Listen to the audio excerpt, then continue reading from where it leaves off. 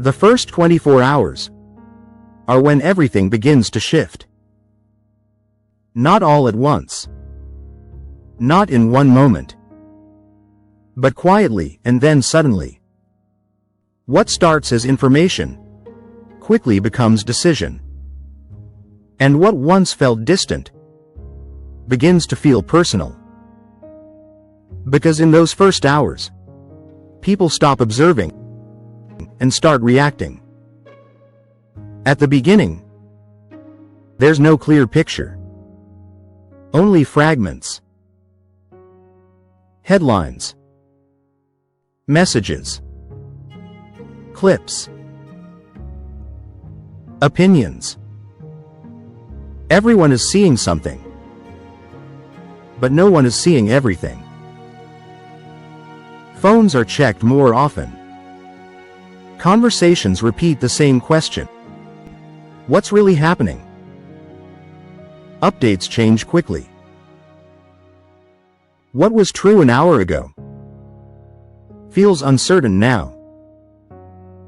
Some voices say it will pass. Others say it will escalate. And families are left in between, trying to make sense of something that isn't fully clear yet. Then, something changes. Not necessarily the situation itself, but how it feels. The uncertainty becomes real. Not distant. Not theoretical. But close enough to start affecting decisions. People pause. They look around differently. They listen more closely. And a quiet realization begins to form. This might actually affect us. And once that thought sets in, everything starts to move. People begin to act. Not because they have all the answers, but because waiting feels risky. Shops become busier than usual. Carts fill faster. Items that once sat untouched are suddenly gone. Water. Canned food. Fuel. Basic supplies. No one is browsing anymore. There's no hesitation. Just quick decisions. What do we need?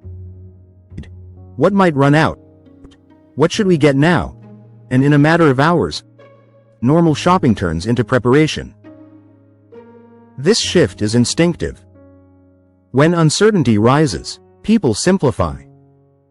Comfort becomes less important. Security becomes everything. Spending changes. Priorities narrow. It's no longer about choice, it's about necessity. People think in terms of what will keep us safe? What will last? What will we need if things get worse? And this is where behavior changes rapidly. Not out of panic, but out of adaptation. Back at home, the atmosphere is different. Conversations are quieter, but more serious. Parents begin to plan. Should we stay? Should we leave? Do we have enough? Children may not fully understand, but they feel it. The tone. The tension. The shift in energy. And even without words, they know something has changed. This is where the internal shift begins. Not chaos, but pressure. The pressure to make the right decisions. The pressure to prepare without overreacting. And this is where awareness becomes important. Because in moments like this, your mindset matters. Staying calm doesn't mean ignoring reality. It means being able to think clearly when things are unclear. To act with intention. instead of reacting with fear. The first 24 hours don't define everything, but they change everything. Because once life shifts from routine to response, there's no going back to the way it was, and this is only the beginning. If this made you think, stay with me for the next episode. We'll look at what happens by day 3, when panic fades and strategy begins. And if you want more from this series, just type "more" in the comments.